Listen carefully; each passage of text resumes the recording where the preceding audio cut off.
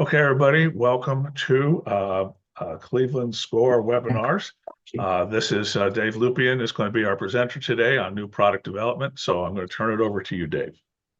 Well, thanks, Dan. Good afternoon, everyone. Now that it's afternoon, welcome to the second installment of our new product development series. As the slide says there, we are based in Cleveland.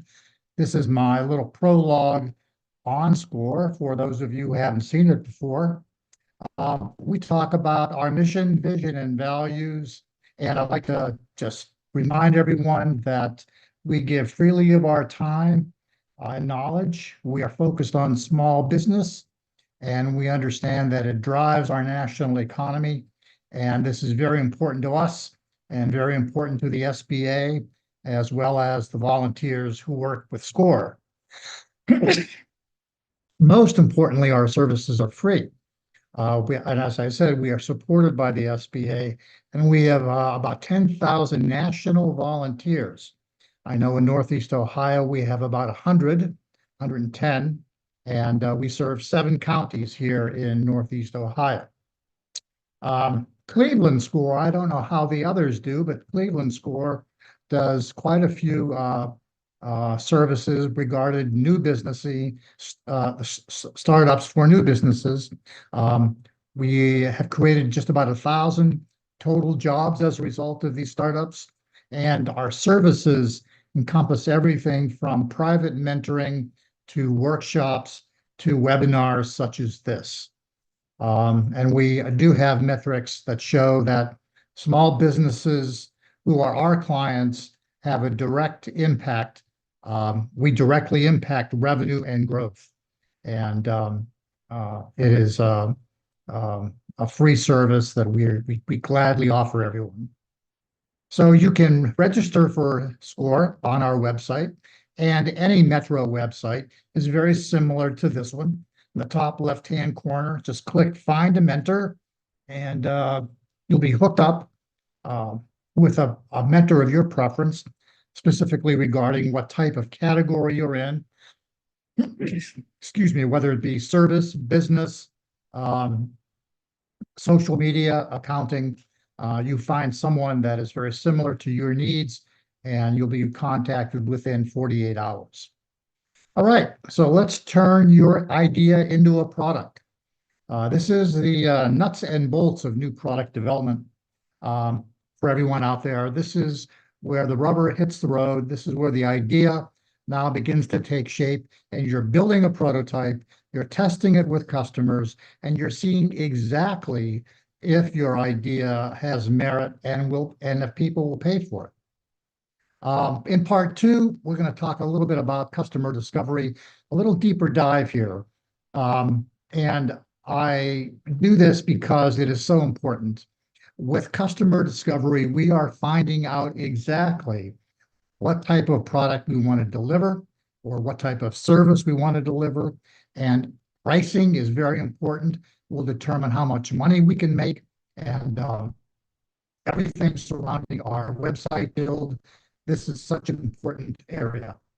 We're going to talk about our minimum viable product and how we arrive at that, and the importance of getting that product to commercialization as quickly as possible. We'll start a company. I'm going to start the Dave Scented Soap Company, and we're going to go through each step of how I develop the concept and how I get to market. Now, I want to preface this by saying I'm going to focus on physical products here in this presentation. If you have a service, or if you have an app or a biomedical product of some kind, the principles are the same. But so many of you out there have actual physical products in which you design something and you make them in a factory. And I'm going to focus on that specific example. But if you would like to talk about services or anything else regarding apps or biomedical products, please sign up with SCORE, and we'll find somebody to help you through those steps. As I said, we're going to manufacture a physical product. I'm going to focus on BOMs, which is bill of materials, how to build one and the importance of the BOM, and the cost of goods. How do I determine my cost of goods? And then finally, how do I determine how much money I will make once I price my physical product? As I said, we'll talk about how much money we can make. And lastly, I'm going to finish this presentation by talking about resources, the resources that are very handy to you that could help you start your business. Now, some of these resources will be geographically based here in the Cleveland area, but fortunately, all metro areas have resources very similar to these. All right, so here's my company, Dave's Scented Soaps, and I need to do some customer discovery because my value proposition is I want to form a specialty soap company that uses exotic fragrances from South Asia. I want to create a luxury experience. I'm thinking that's probably a good way to make some money with a high-end customer that is looking for something special, looking for a unique experience in hand washing or any other type of cleansing. So my customer discovery process, as we talked about in the last presentation, I want to find 20 potential customers. I'm going to prepare some questions. And again, I'll stop when I get the same answer. Now, I don't want to give them my idea. I don't want to tell anybody, hey, I want to start a company around exotic fragrances. No, I don't want to give my idea away. What I want to do is ask some questions around the idea because I want to finalize or I want to get an idea of what my features, my benefits, and ultimately my value proposition is. Now, on the last presentation, we talked about how a value proposition is formed and why it's so important. But I will assume that you all understand what a feature is, what a benefit is, and how it feeds into our unique value proposition. And as we talked about, our minimum viable product will pop out of this after all of our questions are answered and we go through our exercise. All right. So I want to talk to people who wash their hands. I'm going to just simply ask them, what type of hand soaps do you prefer? Why do you buy this particular type of hand soap? What is an example of a hand soap you are dissatisfied with? Or what is an example of a hand soap that you really love and why do you love it? Is fragrance or scent important to you? Is a luxury experience important to you? Do you like that high, foamy, creamy feeling? Do you like that the way it leaves your hands after you wash? Do you like a residue of a fragrance on your hands as you dry off? If a luxury soap product were available, would you buy it? And you kind of like maybe talk about pricing. You know, is $5, $10, $15 for 16 ounces or 12 ounces in the vicinity that you would be looking at? And lastly, and importantly, what would be your purchase frequency? Because you want to have people say, well, if I really like it, I'll buy it once. You know, I use about 12 ounces of soap at my sink once a month. So there you get an example of 7 questions that, you know, I didn't give my idea away, but I just wanted to understand if my luxury experience, my exotic scent idea has any merit. Will people actually buy it? And can I make some money at it? All right. So now that I think I'm onto something, I got to understand my competition. You know, because let's face it, there's a lot of soaps out there. And you know, I'm not inventing the Apple iPhone. You know, there's some competition, and I got to find my niche. So I want to do a competitive survey. Excuse me. The best way to go about this is to just simply set up a simple spreadsheet, Excel spreadsheet, and just survey the luxury soap market, whether it be on Amazon, whether it be at retail, anybody is already selling these high-end soaps, hand soaps, look there. So name put the name of the competitive product down, the price for one unit, and the size of that one unit, and and if you can find their value proposition, like up in the upper left-hand corner, I found these on Amazon, Perugia Italian hand soaps, $23.50 for 21 ounces. Look at that hand pump. That's a beautiful package. And quite honestly, you're paying for that package at that price. But some folks actually, want to have that in their bathroom. And on Amazon, they can certainly find it. A soap called Muse, a soap called Aesop, Mosaic Times. These are going to be my competitors. And I want to see what their value proposition is, because then I could maybe find a niche. Or as we talked about in our last presentation, where is my white space? Where do these folks participate that I can, get between and find some avenue of acceptance by the customer that they may have ignored or not even considered. So once I find my competition and know who they are, I got to start talking about how I want to deliver my product. And that's going to be my product on the right. It's going to be a 16-ounce jar with a hand pump. I need a label. So I got to design a label. I got to think about what is going to be on my label. Do I want an adhesive label? Do I want a shrink wrap label? How do I want to talk about my product on the face that will face the customer? I got to talk about my benefits. What exactly am I delivering? How will the product improve the life and experience of my customer? I'm going to do a quick clean with easy rinsing for sure.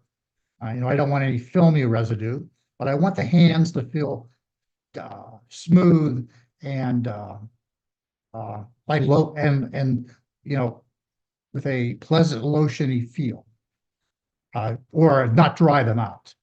And most importantly, I want to deliver a unique fragrance. Not a fragrance that is currently available like coconut or suntan lotion or floral or citrusy. This is going to be something really unique, something not really found at the shelf at a Walmart. And lastly, once I have my benefits and benefit to the customer, I want to talk about the features. How will this product be delivered? What size do I want it? I don't want 8 ounces. It's too small, I think. I want 16 ounces. So when it's sitting in a in a bathroom, people will use a lot of it and consume a great deal per pump and have that splash of fragrance. Then I got to deliver this to my customer in a case. Do I want a 6-pack? Do I want a 4-pack? How will I deliver it? All right, so I'm going to build a prototype. So I think I've got all that figured out. Now the prototype development. I got to get this sampled. I want to do an alpha test with my friends and family, then ultimately a beta test where I may be able to, sell a few here and there and just get feedback from a prototype. So my plan would then start manufacturing in my kitchen or in my basement or in my garage. Excuse me. If I get to a point where I have too many orders, where I'm working night and day, filling bottles of soap, then I'm going to find a contract manufacturer to make the soap for me. And I'll talk about how we do that and the importance of locating the right contract manufacturer. So to build a prototype, now some of you don't have soap products out there. Some of you may have physical products, like an electronic or mechanical engineered product or something that you have to build. There are facilities at universities that are called launch boxes or think boxes. We have one at Case Western Reserve University here in Cleveland. Carnegie Mellon certainly has one in Pittsburgh, Dayton, University of Dayton, University of Cincinnati. No matter where you are in the tri-state area, you can find these facilities at normally a university, and some nonprofits actually have maker sites or maker rooms at a library. For example, we have LaunchNet at Kent State also, for those of you in Southern Ohio. We have something here in Cleveland called Magnet, which is manufacturing.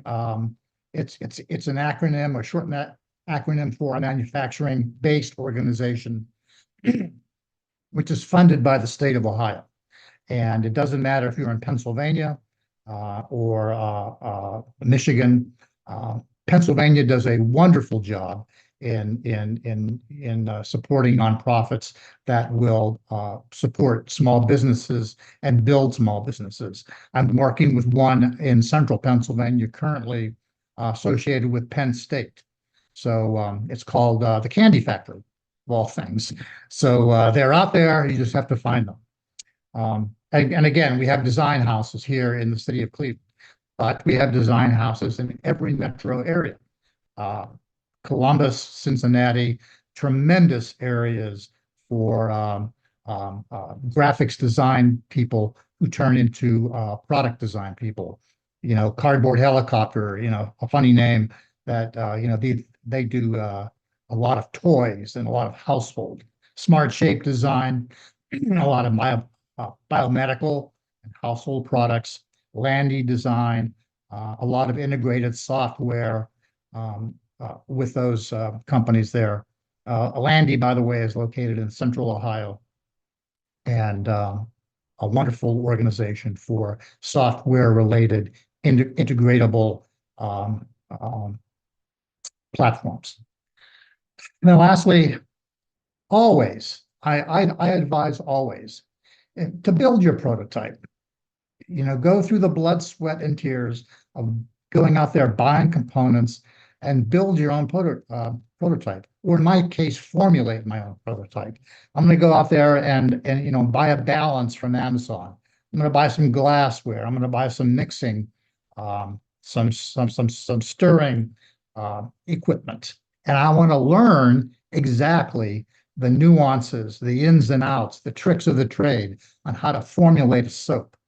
I'll study on YouTube, and I'll take classes on YouTube on formulations, on how to build a product from scratch. Now, why you do this is because if you get your hands dirty, you're going to learn a lot. And I'm really bought into that philosophy. Start small, get your hands dirty, roll up your sleeves, and find out exactly what you have here. Excuse me. On the prototype side, I talked about the alpha test. A lot of companies call it alpha testing, but the beauty of the alpha test is you fail here and repeat often as necessary. There's a saying that you fail early and you fail often, and you get that out of the way as quickly as you make your mistakes. Spend a week just in or 2 weeks or a month just in producing prototypes and products variations that may not succeed, but you'll learn. And you get these out of the way, then you can move forward quickly. The beta test, excuse me, is a little bit more involved. You're going to spend some money for this one. You're going to maybe produce some prototypes and give them to people, or maybe even, in a more sophisticated line, sell them. Here you want to invest in obtaining good information. You may even want to start, get a focus group going. buy pizza for 5 people and sit at a conference table somewhere and just talk about using a product or using a service. It is so important. Now, there are actually websites that will prompt you into designing a product and then getting it to a group of users, specific users, to have them feed back to you in a review form, your concept. It's used a lot in household goods and foods. And I I wish I could remember one of them. In my next presentation, I think I will find them and give them to you because they are quite handy. Product sampling. As I said, the friends and family are always, you want to start there, and find the warts and the goods, the bads, and the ugly of anything that associated with a new product. Early adopters, these are the dedicated users. And again, there are organizations and websites that will actually go out and find dedicated users of a specific product. And they will provide the best information back to you on your idea. Because as we talked about earlier in the first presentation, you may think it's a good idea. You may think this is the best thing that has come down the pike in years. But it's not a good idea until others think it's a good idea also. And then we can begin selling. All right, so I want to get this thing on the market as soon as possible. I want to collect data and measure customer response. I want to give free samples out. I want to begin putting my selling script together. I got to find out how much this thing's going to cost because some of these fragrances and scents are pretty darn expensive. And I want to get a price that is attractive to people out there using these exotic products. But I got to make some money. And lastly, how do I process a purchase order? Will people buy this on my website through a Shopify? Will I sell it to, local merchants? Will I sell it to flea markets? Will I sell it to just arts and crafts, etc.? So how will I sell this and how will I process their purchase orders? So once I start selling, I want to find a contract manufacturer because now at this point, guys, I have so many orders coming in. I can't fill them all. I got to find a factory that is already making products similar to what I'm doing. Because if I find a factory that is already making products similar, it'll be easy for them to integrate into their existing manufacturing base. But I got to develop the bill of materials first. All right. Before I search for a manufacturer, I have to know what they have to buy in order to make my product. And that's called a BOM or bill of materials. I can find a contract manufacturer in a trade magazine or just simply a Google search. But the trade magazines are probably the best because that's where a contract manufacturer would advertise if they wanted to make a specific product. For example, automotive greases and lubricants are much different than soaps and cosmetics. So manufacturers who want a business in making soaps and cosmetics will advertise in a magazine called HAPPI, for example. HAPPI is an acronym for soap and cosmetics, the soap and cosmetics industry. Lubricants, for example, are much different in formulation and manufacture. And trade magazines in automotive or in automotive lubricants are where you would find those contract manufacturers. All right, so working with a contract manufacturer, I want to start local. as I said, the hint would be to find an existing manufacturer that makes a product similar to what you're considering, simply because it's easy for their purchasing, it's easy for their manufacturing, their maintenance folks, their warehouse folks. They understand what you're doing, and they would welcome additional business. I always advise to start local because you want to be on the factory floor when they make your product, because you're concerned about the quality. You don't want them, Chinese manufacturers are a perfect example. Excuse me.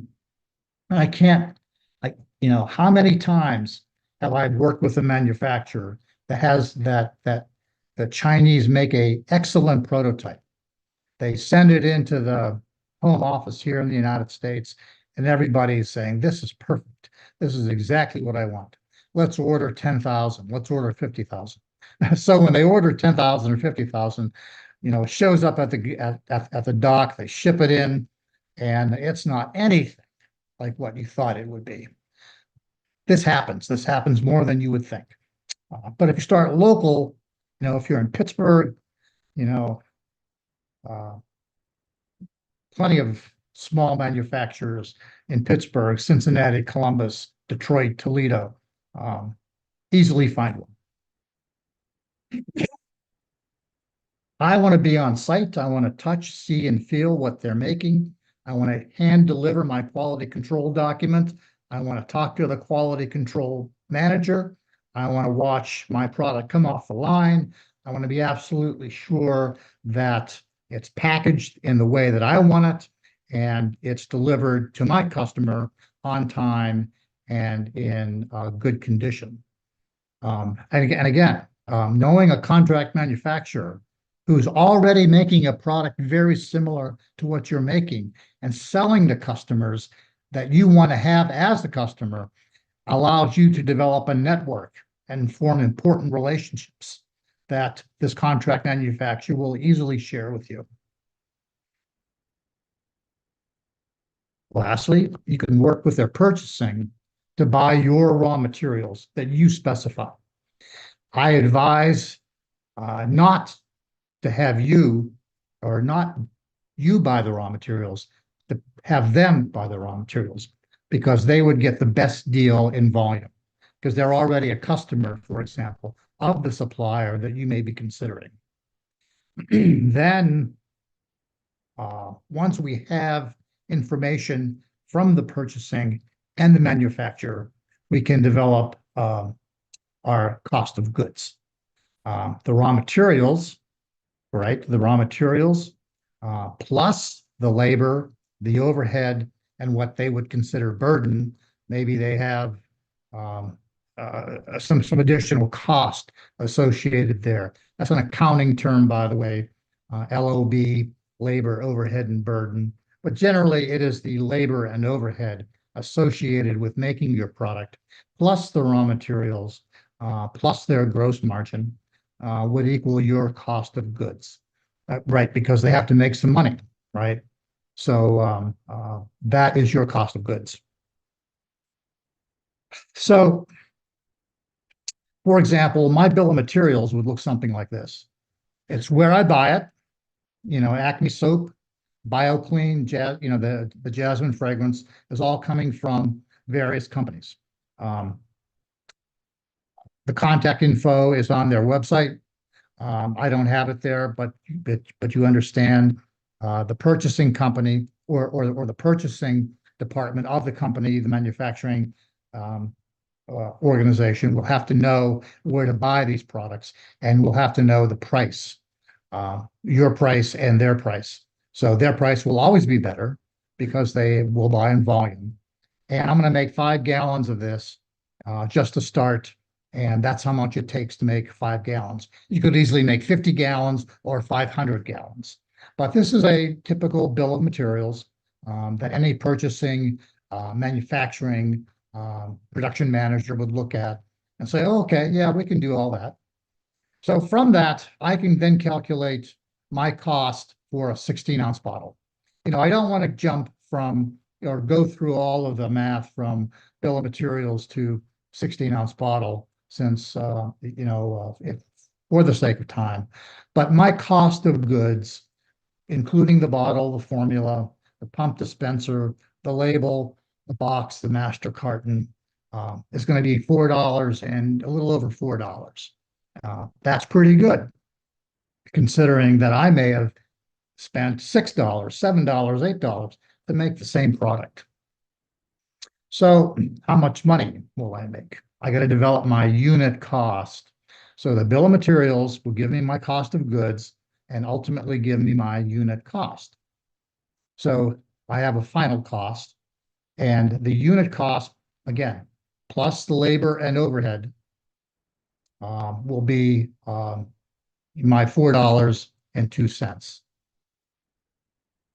My gross margin calculation is my selling price minus my standard cost, my cost. Standard cost is an accounting term that was beaten into me for years and years. So I happen to use standard cost, but it's just simply the cost divided by the selling price. Or as the sales guys say, big number minus small number divided by big number gives me my gross margin. The gross margin is important because if you're speaking to somebody like an investor or a banker or somebody who's interested in your business, first question they will ask, what is your gross margin? And as you see, my gross margin here, if my selling price is $8.95 for a 16-ounce bottle, and my costs are only $4, my gross margin is pretty good, 55% gross margin. And now in comparison to some other products, let's say chewing gum at the counter, impulse buy, probably about 20%, 15% gross margin.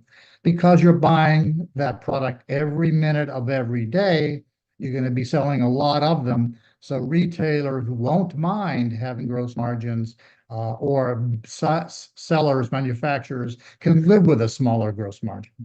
However, if you're selling luxury products, you're not going to be selling a lot of them. So by naturally, you would want a larger gross margin, make more money per sale. Gross margin versus net margin. This is pretty self-explanatory. We have our gross margin, and our net margin is, we're going to be shipping the product, we're going to be advertising, and we're going to be doing everything else in support of that product. Those are called variable costs, and they detract from your gross margin and become your net margin. So I may have 55% gross, but ultimately I got to pay shipping, I got to pay advertising, I have to pay other associated costs that are not fixed, they're variable, and that 55 may turn into 45, which is still pretty good. All right, and of course, profit is what you take home after taxes. I'm not telling you anything new there. So at this point, you're probably saying, I'm overwhelmed. Holy mackerel. I have regulatory and compliance issues. I have to develop a website. What's my marketing message? Should I sell to Amazon or should I go to retail? Boy, if I sell to Amazon, I have to learn how to sell. So do I hire somebody? What are my costs? Is my pricing fair to myself and in relation to the competition? Should I apply for a patent? Again, these are the questions. And every entrepreneur has this issue of, I'm overwhelmed. We call it the valley of death, where you're overlooking this immense mountain of work you have to do just to get the product commercialized. And a lot of entrepreneurs, quite honestly, do not navigate the valley of death very well, and they drop out. And I fully understand that. But what helps a lot is if you just put a simple Gantt chart together. Now, for those of you in the audience who are associated with, the corporate way of project management, this is not earth-shattering news. But, many entrepreneurs can benefit from this, in that understanding that a task, there are many tasks I have to do. but they don't have to be done all at the same time. So let's make a schedule. Excuse me. What task do we want to do first that will allow us to move on to week 2, week 3, and eventually get to the information we need to do to put a website together? And, what do I put on my landing page? You know, um, I certainly have to know what my sales channel is. I certainly have to know, my packaging, my graphics, everything, my marketing message, all that has to be done first before I start building my website. So a Gantt chart helps organize the brain, puts tasks down in an orderly way to move from one week to the next or 1 month to the next to eventual commercialization. Pre-launch checklist, real quick. Pricing, positioning, product, and promotion. This is what's taught in first month of any marketing class. And you can easily find these on a website, Google search. I advise everyone to look at the 4 Ps and make sure that your product has the price positioning, the product feature benefits is what that is, and the promotion. An adequate estimation of costs and my sales potential. Again, you want to work off your net margin, although you have to know your gross margin, but I advise everybody to work off their net margin to find exactly what my sales potential and profit potential would be. I should have a plan, when I enter the market initially, I will have high costs and my gross margin will be low or lower. I should have a plan to lower these costs over time. Do I have a quality control document? Very important. Never walk into a contract manufacturer without a quality control document or a process control document. There's nothing worse than making 10,000 or 50,000 of something that you can't sell. And I've seen that happen. Regulatory and compliance issues, often overlooked.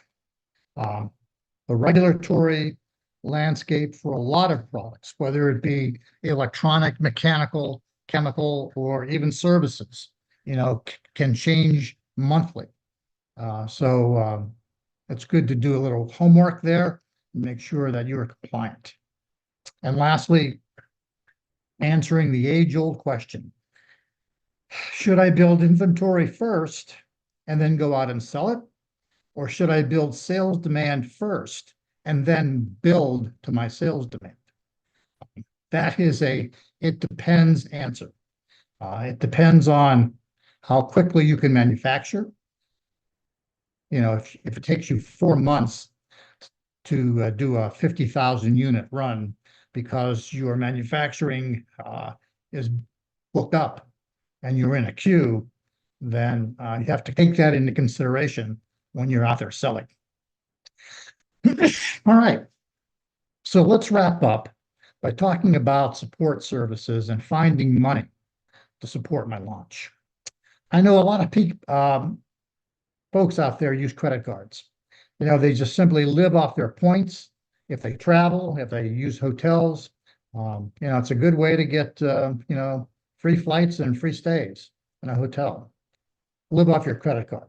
The disadvantage there is you have to pay it off every month or you face 20% interests on that loan. So a bank loan, a line of credit, if you are starting to sell, and this is why the MVP is so important, that first approximation, that first product that you can get out there and start selling and develop reviews or develop a history of sales. And so important for walking into a bank and getting a $20,000, $50,000 line of credit. It's basically a car loan. On a $20,000 line of credit, you may have a $400, $500 a month payment. If you already are making X amount of dollars, 1,000 a month in sales or in profit, you can start paying on that bank loan. An SBA loan, excuse me, SCORE helps small businesses obtain SBA loans. In the city of Cleveland, Huntington Bank is by far the largest loaner of SBA loans. We have relationships with all of the large banks, and we can set you up and prepare you in a business plan format to walk into a bank and get that loan. For an SBA loan, they're between 1,000 and 100, they don't go over 150,000 or prefer not to. Typically small businesses with revenue less than $1 million in sales, kind of like the sweet spot. And we want a FICO score of around 580, minimum, very minimum. Usually in the 600s is where you want to be, but in special cases, we can look at FICO scores less than 600. And in this city, there are some non-bank loan sources available for small businesses, but in all cities, you can find these, for example, Growth Capital in the city of Cleveland, ECDI in the city of Cleveland, are non-banks that will look at small businesses, and you can get micro loans on the order of $50,000, $60,000 to support your launch. Here is a brief rundown. For those of you who want this slide deck, here is like the 4 main pillars of getting an SBA loan. I won't go through each one of them, but you can go through them, and SCORE can help you with each one of these. Certainly a business plan. How do you develop a business plan that will be accepted by a bank or an investor or a venture capitalist? All 3 of those are very different, and all 3 of those require different elements in your pitch deck or your business plan. Your credit score, SCORE can help you advise you basically on how to raise that credit score. What's the series of steps you have to go through to build that credit score if it's not acceptable? So once you're in point 4 there, once you're given the thumbs up, the bank will move you to phase 2, and it becomes just the supply of W-2s and tax returns. Again, I will have these available for you in the slide deck, and you can go through each one specifically. As I said, in the city of Cleveland, our Huntington Bank is by far the largest small business lender, Key Bank, US Bank, and each city will be different, whether it be in Detroit or Toledo. Each bank there has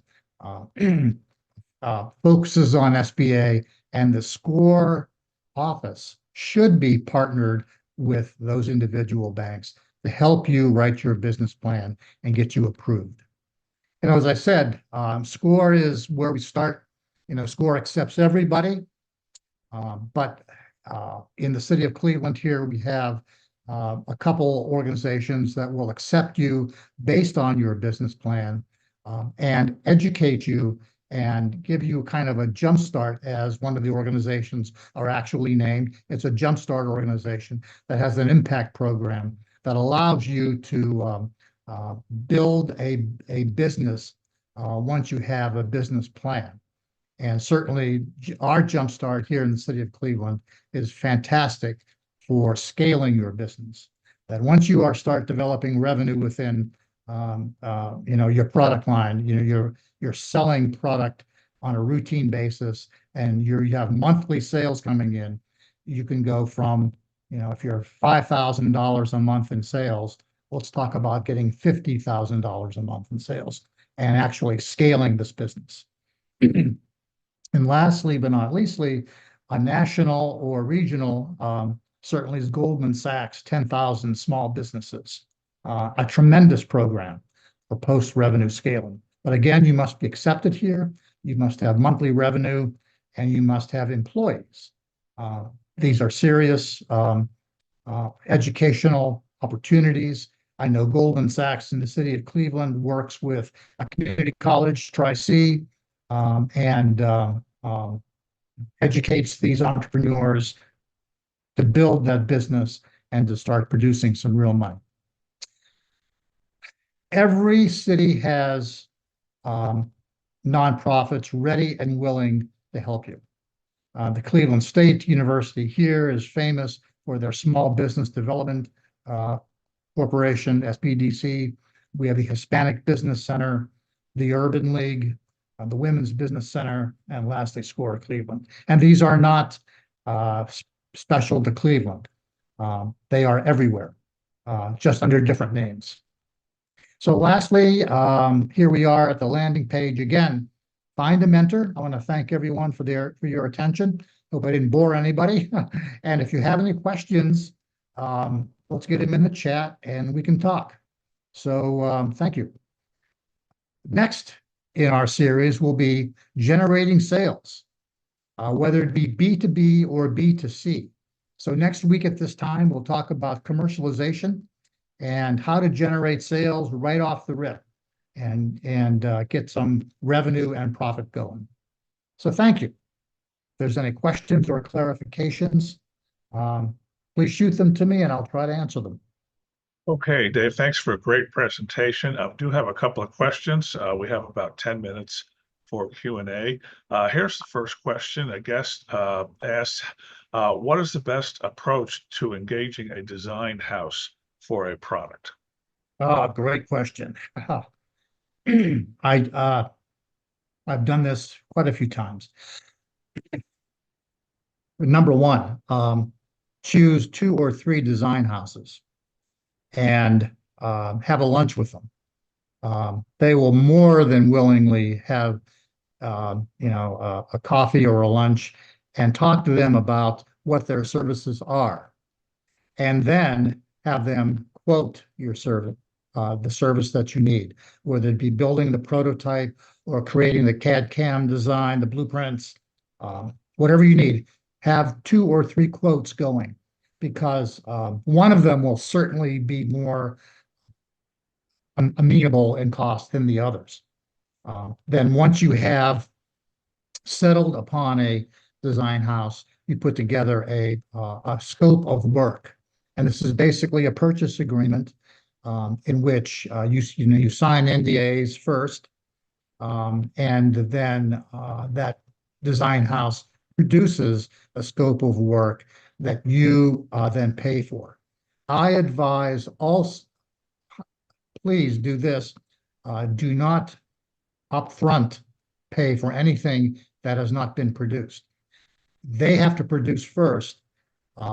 They may want a retainer fee to get started, but divide your project into phases, phase 1, phase 2, phase 3, and have the work, the scope and deliverables at the end of every phase, that you can move on to phase 2 and work in a gate approach, where you are having a gate after each phase. You decide if you want to move forward to phase 2 and how to do that in the meeting. But pay as you go in and divide the project into phases. And that will always be a lot easier on the pocketbook. Dave, I've got 2 questions on product specifications. The first is related to the example you used for personal care products, and the second is regard to a widget or a manufactured device. Can you suggest any software that someone just starting a business should use in these 2 examples for documenting the technical specifications? Unfortunately, I don't know of any specific software for documenting technical specifications right off the bat. But you can easily find those for a Google search. I'm sorry. Okay. Here's another question. I'm looking for a manufacturer of my product. Thomas's Register seems to be overwhelming. Is there a way to kind of cut through it and get to somebody I can use? Yes. As I mentioned in the presentation, trade magazines in the category that you're participating in will always tell you the best manufacturers to look at, or trade organizations. For example, let's go back to my company, the Dave Scented Soap Company. If I don't have a magazine handy, I'm going to go to the trade organization or the Soap and Cosmetics Association of America. Easily found on the Google site. They have a list of members, and if they have 100 members, 50 of them are manufacturers, and that's another way to find them. Okay, here's one. We are ready to build a manufacturing facility for our product. What kind of an approach would you suggest, based on your prior comment about gates and stages, that I should take for this? Building a factory. Wow. Well, um, first thing you would want to do is get engineers involved and the right engineers. Uh, if you're going to be mixing chemicals, for example, you want somebody who understands piping and the flow of liquids.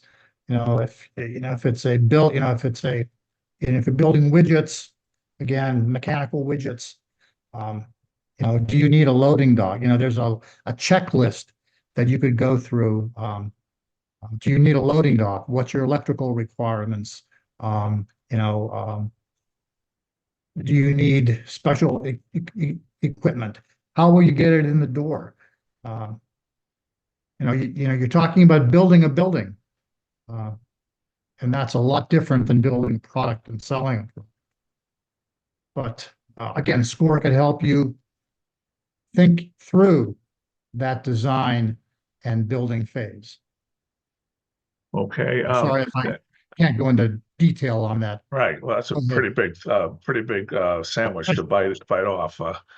Here's another question, Dave. Would you consider doing a presentation in the future on new product development for services, specifically software and software as a service? Yeah, that's a great question. Yes. Yeah, that has to be done. I lecture at Cleveland State University to entrepreneurs in the fourth level business major, and the new product requests are always centered around app development or software development. And great question. And yes, I think that should be done. Okay. Let me see if there's anything else here. Um, I think that is everything that has come through the chat and the Q&A. And let's see if this everything else is here. Nope. That is it on the questions and the Q&A. Dave, thank you very much for a great presentation. Just to remind everybody that you will receive the slides and a link to the presentation, which will be posted on the SCORE Cleveland website. So you'll be able to watch that on demand. It's free. You can watch it all in part or as many times as you choose. And don't forget, there is a third session coming up. And don't forget, there was a first session. If you didn't attend the first session, go back and look at our SCORE website, because this is a three-part series. Dave, thank you very much for a great presentation. Dave, do you want to give out your SCORE email address for contacts? Well, it's dave.lupian at scorevolunteer.org. Okay, so email Dave, and to the extent that he can answer your questions, some of them may be, like for instance, building a factory, a little bit beyond what SCORE is normally involved with, but otherwise, please get in contact with us. Thanks again, everybody, and we look forward to seeing you at our next presentation.